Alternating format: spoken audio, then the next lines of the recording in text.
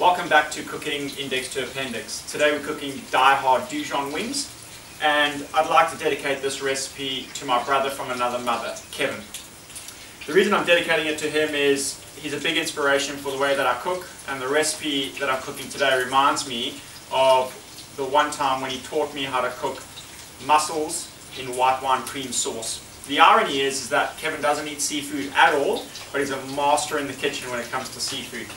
The ingredients here are very similar, and before we get into them, I just want to say I'm wearing a different apron today. It's the Intercontinental apron, which was given to me a couple of days ago by Michelle, my partner, and that reminded me of Kevin, who works at Intercontinental in Doha. So if you're ever in Qatar, in Doha, there's a beautiful, beautiful pub restaurant called Paloma. Go there, say I sent you, say hi to Kev, taste his food, and have a good time. He'll look after you. So let's look at these ingredients and let's have a look and see how we're going to cook today.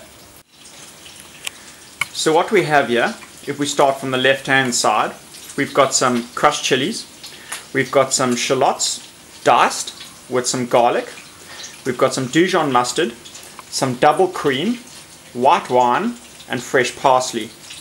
This recipe takes a few stages. So initially we start by browning the wings, sauteing them in a pan, and it takes about 6 to 8 minutes. You want them to go really golden brown.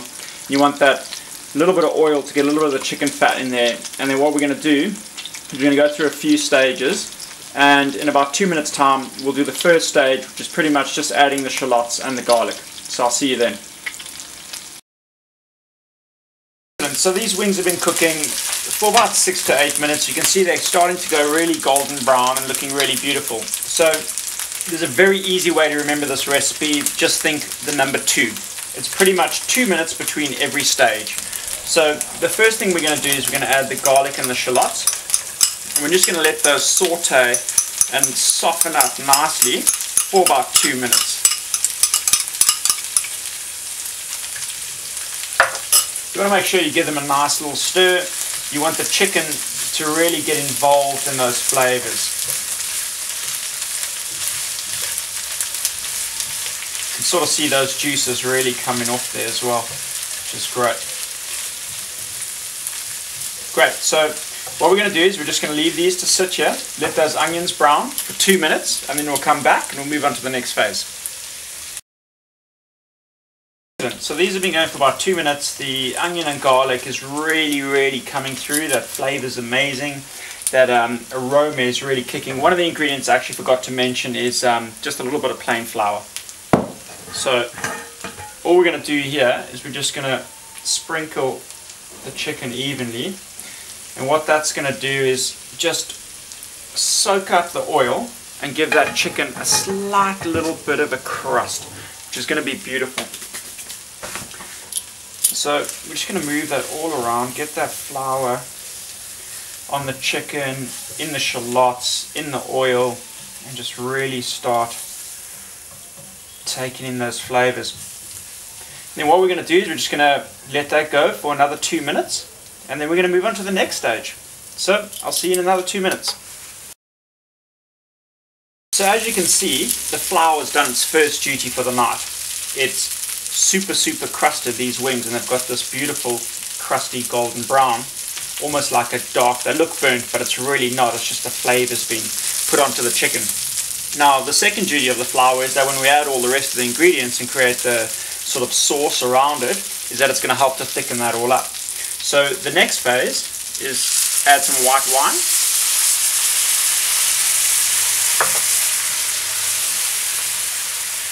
Oh, you can smell that all just coming off there. And I'm going to give you 3 guesses on how long we're going to let that cook for. 2 minutes have gone by, and we're pretty much getting to our last phase, where we're now going to add the rest of the ingredients. So I can sort of see here that flour, that oil, that white wine, those onions, the garlic, they've really created a beautiful little base for what's going to go in next and to thicken this beautiful sauce. So we're going to add firstly some cream, double thick. Just scrape that out.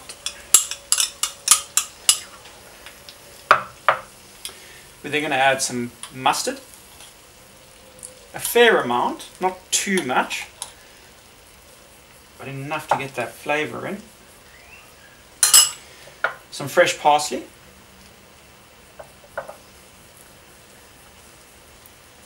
always works really well with cream, and then some dried chili flakes. Again, we don't want too much heat here, just enough to get that flavour coming through. So what I want to do here is just coat and mix all of those flavours together. And then this should take about 2 minutes to cook through, but what I'd advise is go for the consistency of the sauce that you're looking for. So if you want the sauce to be a little bit thicker, you might need to add a little bit of salt. Just sort of play it by ear, but 2 minutes is pretty much the time frame you're looking at, probably no more than 4.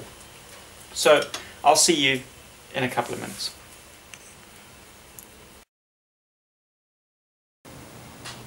It's tasting time, and these wings are looking gorgeous. I can totally imagine this sauce marinade cooking method used with other dishes, especially mussels, and I'm probably going to try that with mussels pretty soon. I think the chili touch is really, really clever. Let's dive in and see how they work with the wings. Quite slippery little buggers.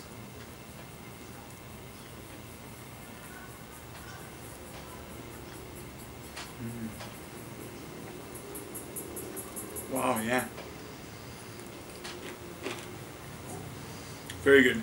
I actually had to do a double check at the recipe earlier when I was mixing the sauce together, because the smell of mustard was so powerful, and then I realized the dish is actually called Die-Hard Dijon.